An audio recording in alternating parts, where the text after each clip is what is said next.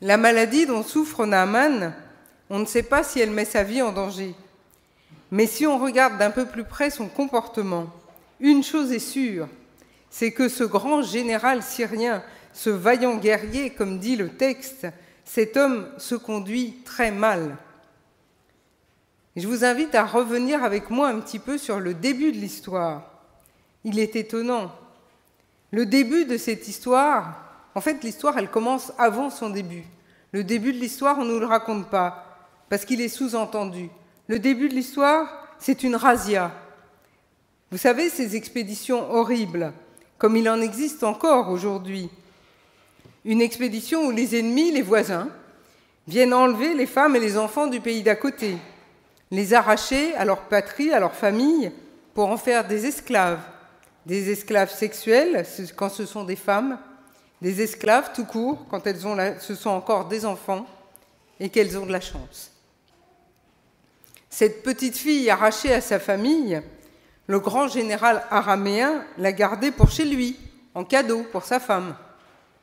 En cadeau pour sa femme, comme si c'était normal. Oui, dans le texte même, c'est étonnant, ça a l'air normal.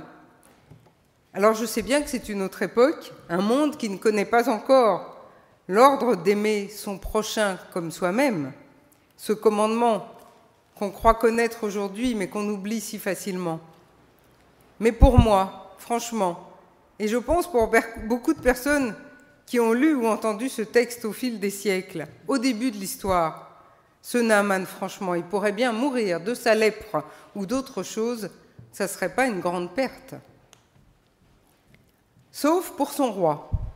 Ce serait une grande perte, bien sûr, pour son roi. Et quand son roi entend parler de cette possibilité de guérison, bizarrement, il y croit. Il n'y comprend pas grand-chose.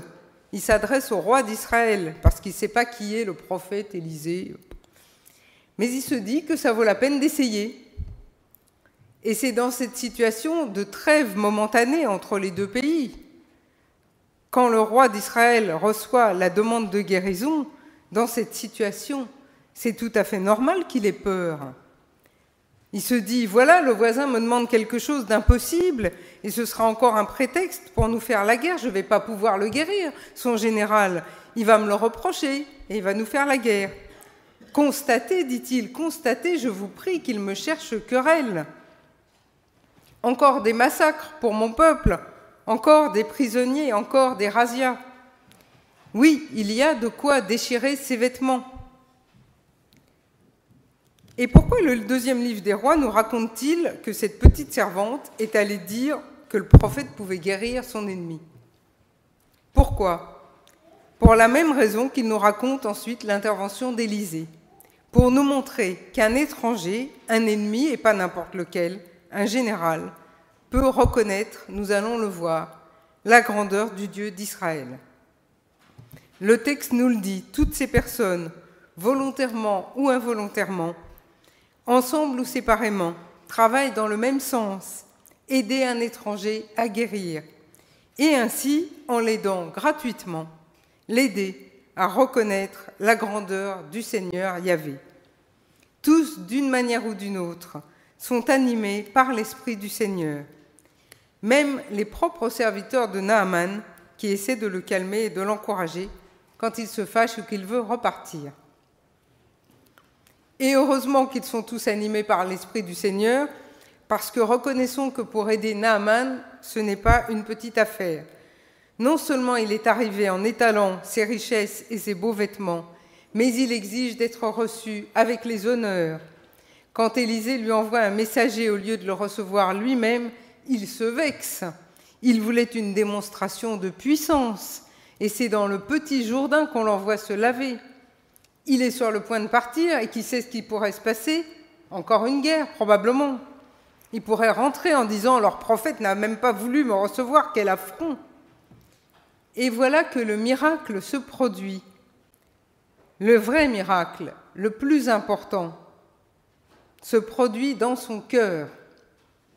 Le miracle, c'est que le fier Naaman descend de son équipage. Il enlève ses riches vêtements, ou peut-être il laisse ses serviteurs les lui enlever. il se met complètement nu et il se plonge 7 fois. 7 fois, c'est un chiffre symbolique. Mais de toute façon, il faut bien ça pour le transformer. Cet homme qui était tellement sûr de lui, tellement convaincu de sa supériorité. Il se plonge 7 fois dans cette petite rivière d'Israël qui lui paraissait si méprisable. Et il en ressort, en effet, purifié. Purifié dans son corps, mais surtout purifié dans son cœur. Purifié et donc transformé. Je fais une parenthèse, bien sûr, vous le comprenez, ce texte est un des textes qui animera les communautés regroupées autour de Jean le Baptiste, quand il baptisera dans le Jourdain, dans l'eau courante. Naaman en ressort purifié, transformé. Il pourrait partir directement, mais il est transformé, il est retourné. C'est le mot qui est utilisé en hébreu pour parler de la conversion. Naaman le Syrien est converti. Il retourne dire merci, comme le Samaritain, encore un étranger, le seul qui soit allé dire merci à Jésus. Et comme il est sincère, il reconnaît immédiatement que derrière le prophète, c'est la puissance du Dieu unique d'Israël qui a agi. Sa conversion au Dieu d'Israël est une vraie conversion avec toutes les caractéristiques d'une conversion. Elle est entière et elle est publique. Il la proclame devant Élisée, mais aussi devant toute sa suite. Et cette conversion concerne aussi la terre d'Israël, cette terre qu'il méprisait tant, sur laquelle il venait tuer et voler des femmes. Voilà qu'il veut en rapporter un peu avec lui pour en faire un autel. Mais alors, le lecteur pourrait s'interroger, comme on s'interroge toujours face à une conversion. Oui, il est sincère, mais qu'est-ce qui va se passer après, quand il rentrera chez lui, chez son roi, chez ses idoles? Peut-être qu'il oubliera, peut-être qu'il jettera la terre dans un coin, peut-être qu'il retournera adorer les idoles araméennes.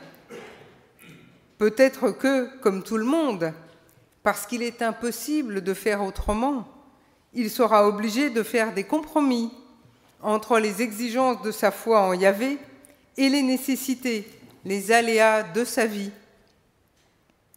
Et justement, lui-même y pense, lui-même se pose la question. Et pour moi, c'est le moment le plus émouvant de ce texte, le moment où on voit que Naaman a vraiment changé. Je vous relis ce passage. « Je ne veux plus offrir ni holocauste, ni sacrifice à d'autres dieux qu'au Seigneur Yahvé. Que Yahvé me pardonne cependant ceci. Quand mon Seigneur, c'est-à-dire son roi, se rend dans la maison de Rimon, le dieu araméen, quand le roi se rend dans la maison de Rimon pour s'y prosterner et qu'il s'appuie sur mon bras, je me prosterne aussi dans la maison de Rimon. Que Yahvé me pardonne donc lorsque je me prosternerai dans la maison de Rimon. » Élisée lui dit « Va en paix ». Je trouve qu'il y a tout dans ces phrases. Toute notre condition d'être humain, sincèrement croyant. La foi ardente et sincère qui nous anime souvent. Le désir d'obéir totalement à cette foi, de servir Dieu et nos frères sans jamais penser à nous-mêmes. Et en même temps, la conscience, dès le début pour Naaman, parce que c'est un début, la conscience que cela ne nous est pas possible, que nous sommes obligés de faire des compromis, de penser à notre famille, à nous-mêmes, et nous savons bien que notre vie en société ne nous permet pas une conversion aussi radicale que nous le voudrions parfois. Et ce que ce texte nous dit par la bouche d'Élisée, c'est que même si nous trahissons les exigences de notre foi, Dieu ne nous en veut pas. Élisée lui dit « Va en paix ». C'est un déchirement, quelquefois, en nous-mêmes, dont nous souffrons. comme Naaman, va souffrir, et il le sait déjà, il y pense déjà. Il va souffrir quand il s'inclinera avec son vieux roi devant la statue de Rimon, alors que maintenant il voudrait rendre un culte au seul Dieu d'Israël. Et bien sûr, aujourd'hui, les exigences de notre foi ne se formulent pas de manière identique, mais elles existent toujours, nous les trahissons toujours. Et nous aussi, comme Naaman, nous en souffrons et nous le regrettons. Nous nous sentons coupables quand nous n'invitons pas tous les miséreux du quartier à manger avec nous. Nous savons que nous trahissons le Christ lorsque nous laissons un être humain dormir dans le froid. Nous nous sentons coupables, et d'une certaine manière, nous le sommes. Mais si nous sommes sincères, comme Naaman, sincères dans notre foi et dans nos efforts, nous savons que, comme Naaman, nous sommes pardonnés. Ce pardon qui nous est redit à chaque culte, c'est le même que celui que Naaman demande à Élisée et qui lui est annoncé. « Vas en paix ». En ce début d'année, une année pendant laquelle nous serons certainement appelés à discerner notre devoir d'êtres humains chrétiens et à l'accomplir, je vous invite à l'occasion à relire ce texte quand vous aurez un peu de temps. 2 Rois chapitre 5, et la suite du chapitre aussi est intéressante, pour admirer la manière dont Dieu transforme le cœur de Naaman, pour prendre conscience avec Naaman de toutes nos petites compromissions humaines, pour entendre Élisée nous répondre « Vas en paix », pour le remercier et lui demander de continuer à nous transformer. Amen.